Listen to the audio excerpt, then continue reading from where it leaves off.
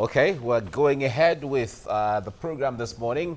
And in case you missed the paper review, there are quite interesting topics on the papers across Nigeria today. That's right. And we are going to, we'll do that and dovetail into our next discussion we'll be having with Japheth Odesonya. Japheth, good morning again. Nice to see you, really. Good morning. Good. Good morning. All right. Yeah. We'll just do a run through with the papers with Japheth, and then we'll move into our next discussion. Where do we start from? Let's start with this day. The front page here, Ambode surrenders, concedes defeat, congratulates Sanwo-Olu. Candidate thanks Governor Tinubu. Says integrity would be his watchword. Buhari calls Leah Sharibu's mother, pledges to rescue her daughter. And of course, 13 killed in fresh gunman attack on Plateau village. Well, it's quite interesting for Lagos with the conceding of the governor to the outcome of the primaries. Yeah, it's interesting, like you have put it, and it's also historical.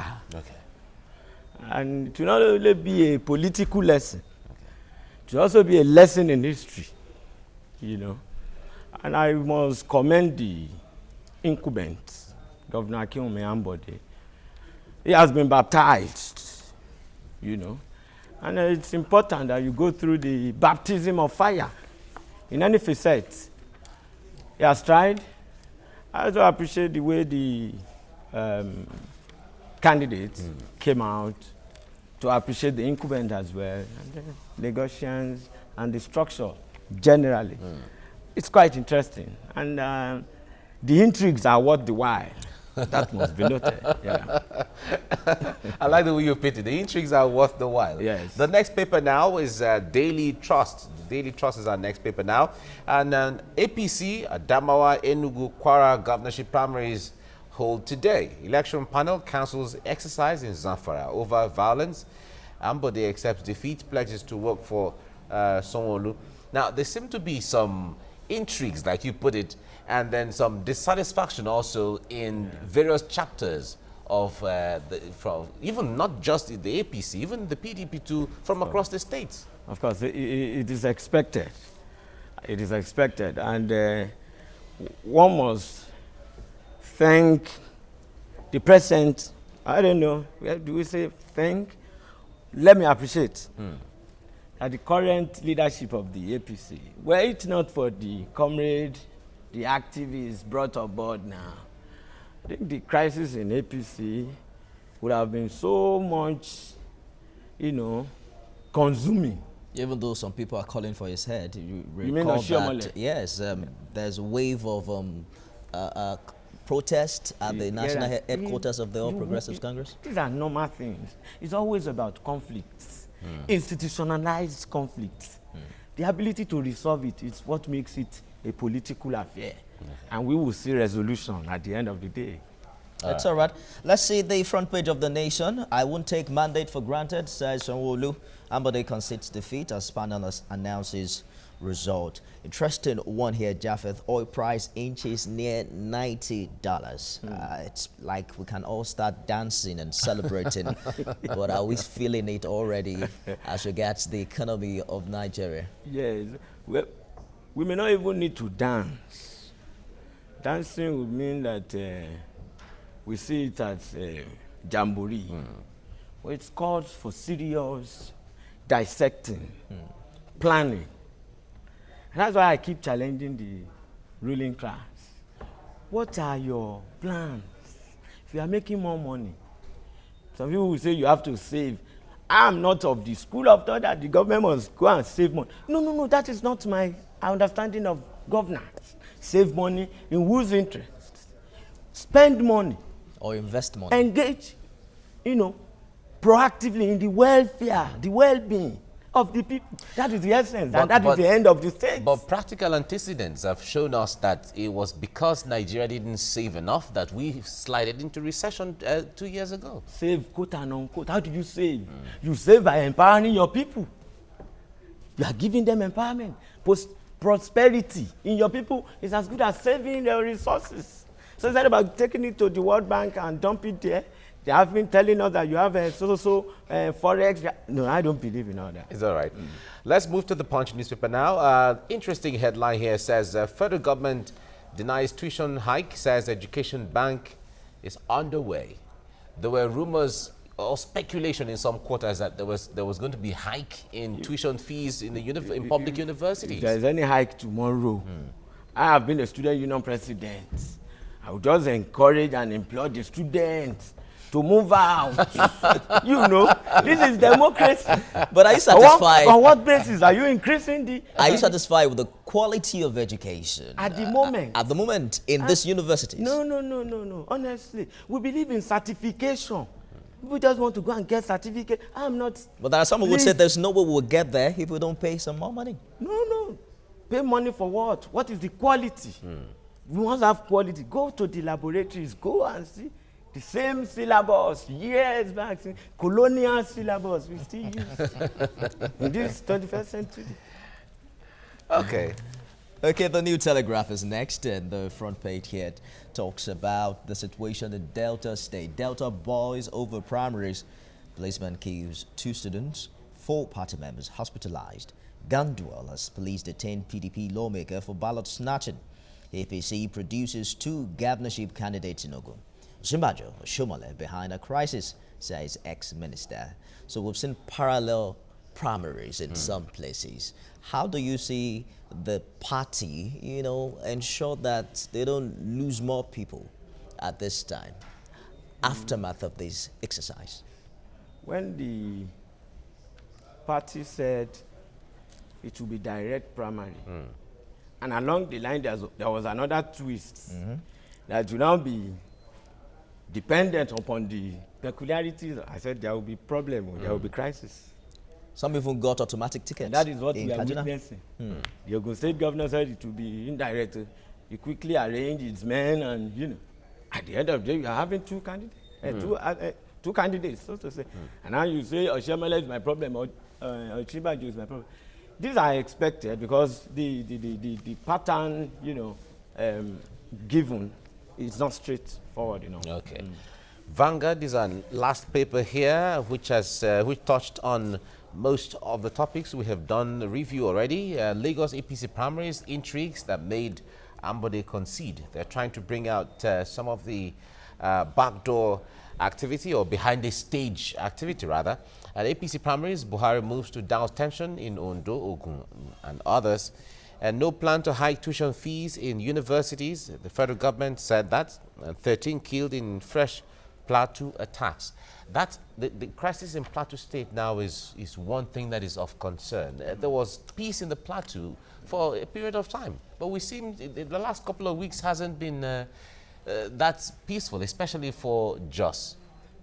This happening, further buttresses the exigency that we must address our security apparatus.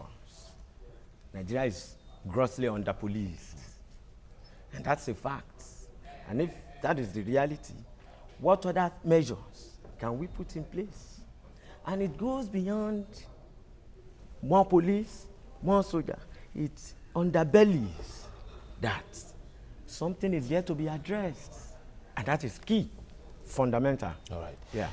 All right. Thank you, Japheth, for all of that. We'll take a breather, and we'll come back to dwell or commence our next topic of the day now. Stay with us.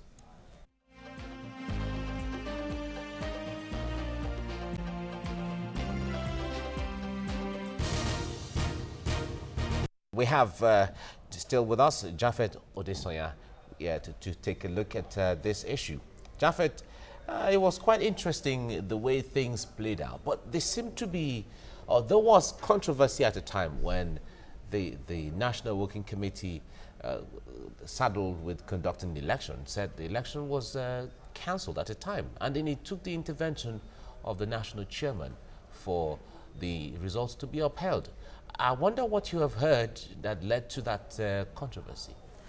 Like I said earlier, that one must commend Oshiomhole. If the election had been cancelled, that primary election of APC, if it had been cancelled, it would have, reflected or re-exhibited a June 12th scenario. Because I was there. The enthusiasm, the resoluteness of the people, that determination to say, this is how we want it, and you want to crush that, it will have been catastrophic for the party. And again, just like Christian Meyer is a professor of ancient history. In his book, The Discovery of Politics by the Greek, he says, when politics is more than simple politics. Okay. When it becomes a central element in the life of a class, any failure will not just be a failure, it will be a total failure. Nobody wanted to fail. Oshemole knew the implication. If we fail at that moment, the national leader knows the implication of failing at that level. To avoid and avert that failure, they had to take serious decisions. And I must commend them collectively. Why will you cancel such election? People came out, it was open, it was contested. Both aspirants had agents on ground, they recorded results. So what happened? Why would you not there was say? no violence anywhere? Then there was no violence anywhere. But I am happy for the party and Lagosians because it will have been, like I said, catastrophic. Japheth, some have said that this is only reminiscent of the average Nigerian politician speaking from both mouths. And it's amazing how things like this happen and we just look the other way. The issue of integrity is at stake here. How can somebody in the morning say that it is A and then just a few hours afterwards is saying it's B? Why should our electoral process always be this controversial? No. Controversy is part of politics itself. It will remain controversial. What we must demand is credibility. Look at the deafening endorsement of the incumbent. It just fizzled away.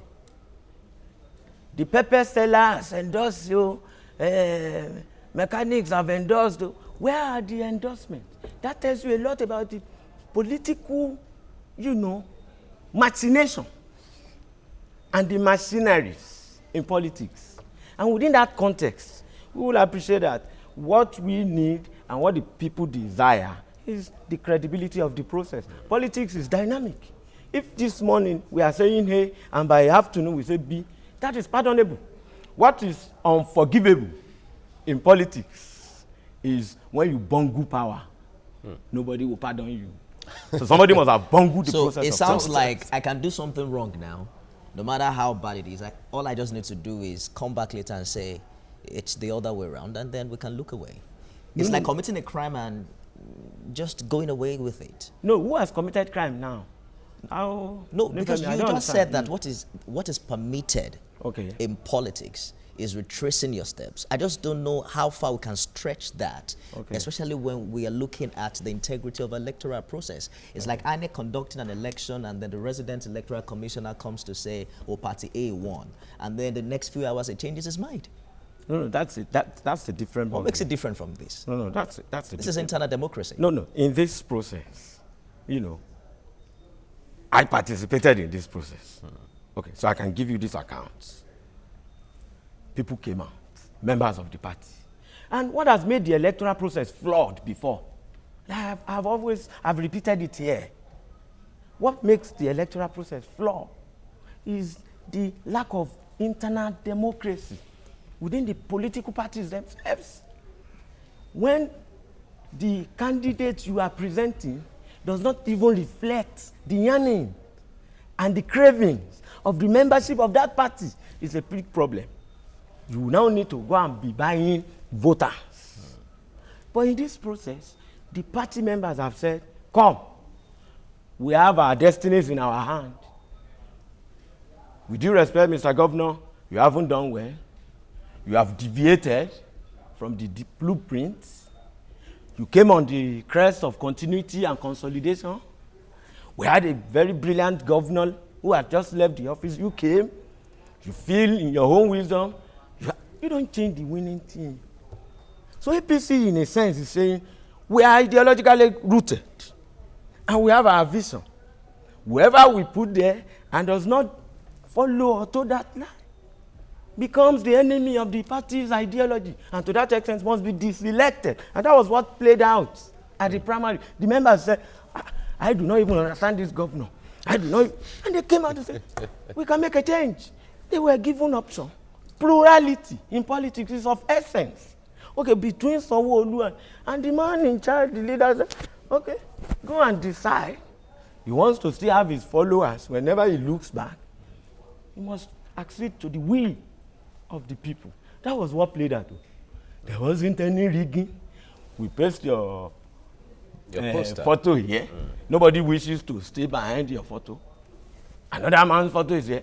And we all say, yes, it goes beyond even bandwagon effect. It's a reflection of the antagonism, bottled, disenchantment of the members of that party to say, before Lagosians kick us away in 2019, let us correct the internal errors. That was what played out. Now, in the use of the option A4 as the mode of the voting process, a lot of people, we saw in some polling units where the incumbent governors scored 0, where there was no vote for him at all in some of the polling units, and meanwhile the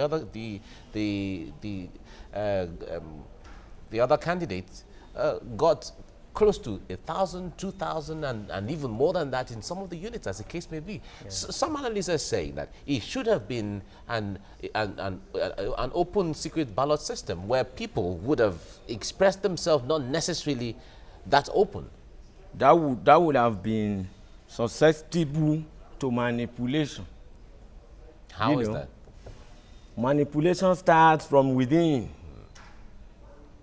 The person who wants to vote, because you see, option A4, no matter the deficiency, the credibility, the strength overrides the whatever. openness. Honestly. But do you agree that there are some people who would have voted because they wouldn't want to appear as tooling, the unpopular way, or as a result of someone watching over them, and that decision could have been influenced because it was open?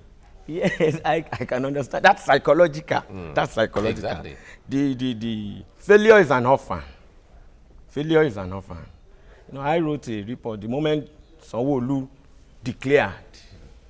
I saw the energy, weighty enthusiasm. I said, something must have been going on. The members wanted to express, but they did not have avenue to ventilate. If you want to vote, if you believe in the candidate, you see, and we will get there, it's a process. If you want to vote, and I have my candidate's picture here, if I am the only person standing, I will stand. You don't fall for everything. Even if you are standing alone, keep standing. In some instances, it happened. One vote. Yes, whoever did that stood his ground. I still believe in Governor Akinwumi Ambode. So if upon the psychological defeat that 300, look at this long queue, only me here, I have to join it. Good luck to you. Good luck to you. But it also shows that you are still going through tutelage, schooling. Which is acceptable. It is acceptable. It's okay. You wouldn't recommend this format to be adopted in a general election, will you? I would have preferred. As it was in 1993. I would have preferred this. And that is what we still canvass. The multiplicity of these political parties will not help Nigeria. Because whatever, political design you want to put in place must reflect your peculiarity. That's the beauty of democracy. For a developing, not even, is this a developing nation? I'm trying to, get a better adjective. For a country like Nigeria, the two-party system remains there. the two-party option. If it But- is not A, but- it is B. yeah, Where you but- have but- 48 political parties, you are confusing them. We're even going to have, we even have 91 We have political 91 parties now. now. But the point Imagine- there is that Yeah, even in that developed is- democracy, That is recklessness. That is but, but that, mess of the democratic. yeah, process. but one would say that is also giving room for people to express and ventilate their rights. Because even in developed democracies, they have more than 2 political parties. It's just that it has always been the 2 major ones. developed democracy. Developed. Yes. We must underscore, the underpinning factors. Yeah, it's not about if it's America, leave it. It took time. We're talking of over 200 years. Indian democracy over 300 years. So, but in Nigeria, we want to grow it. We want to deepen it. The ruling class, the government must be sensitive and be sincere enough to know that these people are still, quote and unquote, lacking in The only required political Yes. education. Earlier you said failure is an orphan. Is there any situation of failure here on the part of anybody who has been rejected in Lagos State? Oh, abundantly. If you ask me, abundant display, exhibition of failure. And I want to appeal at the moment, before the outburst of cholera in Lagos, something must be done about the waste management. What I see around, I live in Ikorodu, and what I see calls for questioning. In a true democracy, the legislative arm should be asking some questions now. Some people must be running. We have to do something. That is part of the failure of the present administration. This must have led to the rejection by the party members. That is one. The level of potholes on the Lagos roads now is unprecedented. And I thought we had gone past such ugly states. That's what you call aesthetic sense. Any administration, Lagos is sophisticated. This is cosmopolitan arena.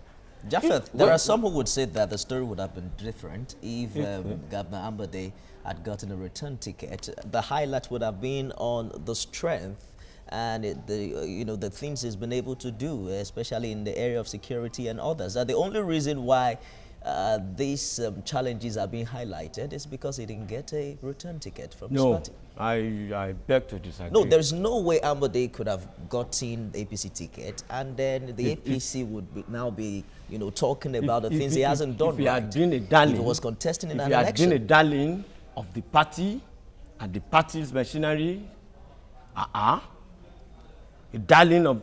Look at what happened in 2011. The Godfather himself is very sensitive to public opinion. BRF second term was delayed just because there wasn't an endorsement yet. And he didn't take the intervention of the artisans or the whoever to say we have endorsed BRF. But he was a gladiator. And he performed creditably. So much so that it became an harakiri for the party to say we will not present him for a second term. Because unto himself, he was an institution. And whether the party then, ACN, like it or not, if he had contested in any other, he would have won. That is performance. Stalin, you don't cover it, you don't cloak it. It is open. That's what we are saying. So if you are given an opportunity, like I said earlier, if you fail in politics, it is called total failure. It is unpardonable. It is unforgivable. Such miscalculations. Japheth, quite a number of people have applauded the maturity with which the incumbent was able to handle the situation. The fact that, unlike the average politician, he has decided to remain with the APC.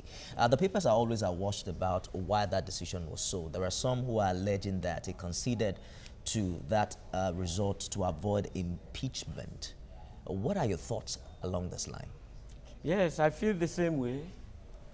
Because as a party man, the appearance demonstrated during his world press conference negates the 48 laws of power as submitted by Robert Greene.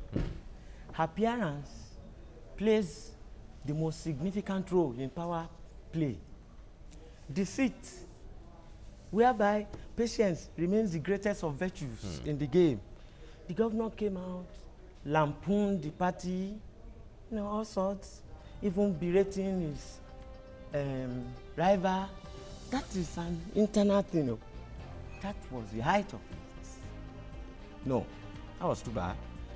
So, such a party, witnessing that display of arrogance and unruly behavior to the constituted authority,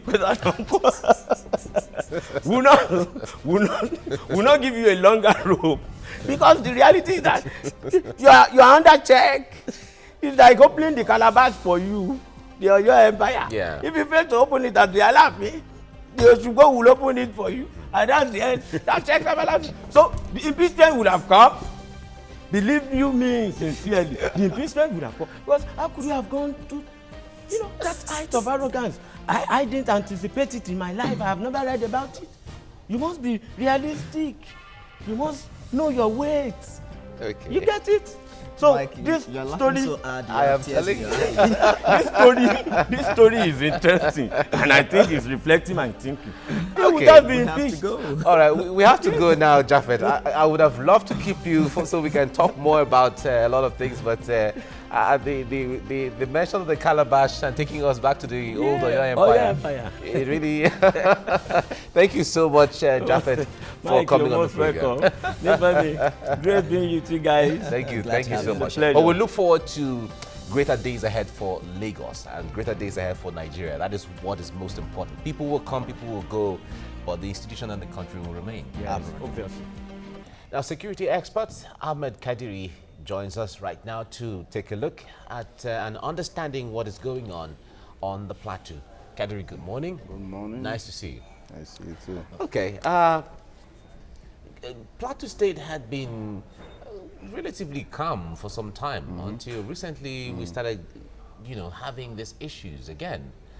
I wonder, because there's one in the south, just south, and then the other one in just north. The just north had to do with the one that, students, there was some kind of attack on the university where a student lost his life. And then the one in just south had to do with the military general that was maybe kidnapped, or he's still missing, as the case may be, and his car was found in a pond. In fact, cars were found in a pond. How mysterious is that?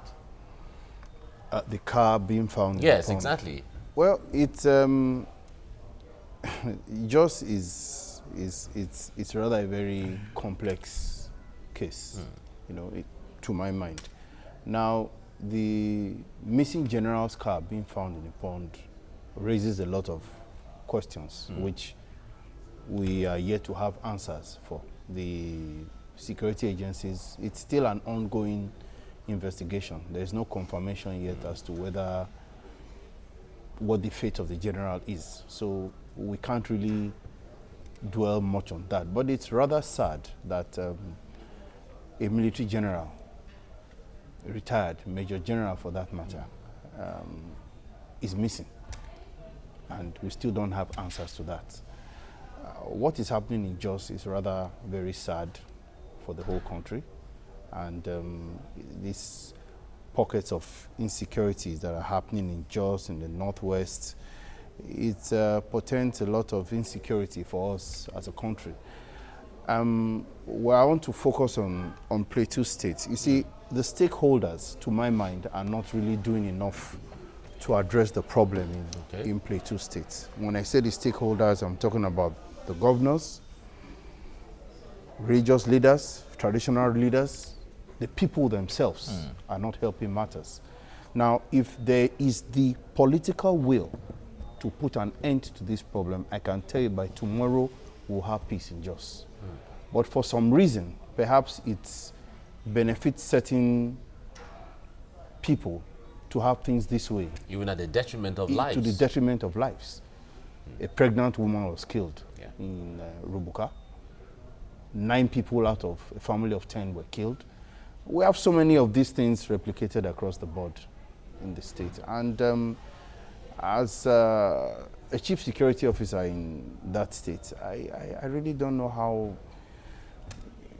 you're able to go to sleep and watch all these things happen. Human dignity has no doubt lost its Human value. value in this country, we don't On the have plateau. value for human life in this country. not This is just- evidenced by the perennial attacks, especially in Plateau State. But let us look at the position of the Chief of Army Staff. I'm quoting him now. He says that the body language of the elite and elders, their actions and inactions have emboldened the youths to maim and kill innocent passers-by at their whims and caprices. You made mention of the pond. I recall that we reported the reaction of the community to draining that pond. The opinion that it is ancestral. If the waters are taken away, it can cause ill and all of that. If the water meant so much to that community, I'm sure that they should also be aware of what has transpired over the time. How can these issues be resolved amongst the people first?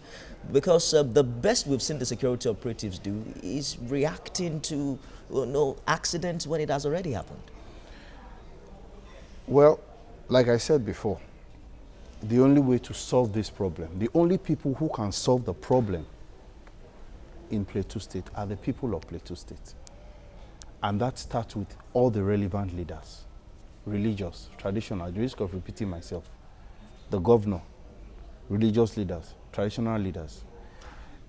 If they do not make the concerted efforts to resolve this problem, it's just like if you have a problem within your family. I cannot come and resolve the problem in your family. You have to resolve it. We've seen the governor held some consultations over the years. This appears not to have... Those consultations have no political will, as far as I'm concerned. As long as you do not have the political will to solve the problem, remove all kinds of whatever sentiments, political sentiments, whatever it is you have. Be realistic in your approach to it. You understand? I'm speaking plain language. I'm not being technical about it. Be realistic for the sake of security, for the sake of well-being. For God's sake, that state used to be a tourist destination. Yeah. You understand? People love to go to Jos because of the weather. The agricultural potential. You grow strawberries in Jos, for God's sake. You can grow grapes. It's an agricultural agro-allied paradise. It's a tourist paradise. But we're all just messing it up for the sake of certain sentiments, because you're a Muslim, because you're a Christian, because I don't like the way you look. How has that helped anybody? It hasn't. All right, but you mentioned the stakeholders earlier on, talking about traditional rulers and the governor and the people. Religious leaders. But the crisis in Plateau, with the challenges that comes with it, is it different from the kind in Benue or in Taraba or in Zamfara, for instance, where it seemed like the state government or the state government is overwhelmed by the pressure of the security challenges there? They are not symmetrical. Okay. What is happening in Benue State is not, you cannot say it's symmetrical to what is happening in Plateau State. They are two different scenarios. But at the end of the day, it still behoves on the leaders in both states to objectively come to the rescue of peace and security. Yeah, but in a situation where the governor does not have constitutional or exclusive handle of security apparatus, what can he do in that regard? Because the military, the police, the SSS, all of them, they all have their allegiances and authority to Abuja. You see, at the end of the day, it depends on you as an individual, as a governor. If you own your job, you decide to own your job, you will get the job done. Fine. The commissioner of police is answerable to the IG. Or whoever other security operator, they all have their bosses. But if you take your job seriously and do what is expected of you, these people will toe your line. But if you do not have the personality the determination, the political will to do your job, they will read your body language and do whatever it is they like. Let's look at the role of prosecuting these incidences. You know, whether you call it armed banditry, farmers' headers attack, you know, the military calls this a total act of criminality. Already, STF has arrested 72. They have paraded 27 over violence. But that appears to be all we hear of it. There is no example. There is no, you know, there is nobody going to jail, taken to court. And it appears that this has emboldened this crime the more. What can be done in that light? It still boils down to the political will to get the job done. If you, as a governor, do not take it as a task to ensure that people are actually prosecuted, we actually see people hanging from the village square. If you do not make an example there's a Chinese saying, if you do not kill the chicken to scare the monkeys, if nobody actually sees that happening, then nobody will feel you're just a clown. But for some reason, these governors do not really, they just pay lip service, come on TV, make press statements and all that, and the killings go on. I can mark you that what has happened in Jos is not the end of it. We've seen it happen over and over again. You said the police came, they have a few shots here and there. So after that, what happens? The people who have committed this crime are still out there. Nothing has happened to them. They are celebrating wherever it is they are. So what is going to stop them from committing these atrocities? What happened last week? Tuesday last week in Rubuka, some Fulani men, along with, it is said, alleged, I do not know, that military men came looking for the corpse of a Fulani boy. And 2 days, and when they couldn't find it, they promised reprisals. And reprisals, of course, did occur. Thursday, Friday, into what we saw again over the weekend. And these people commit these atrocities and melt away.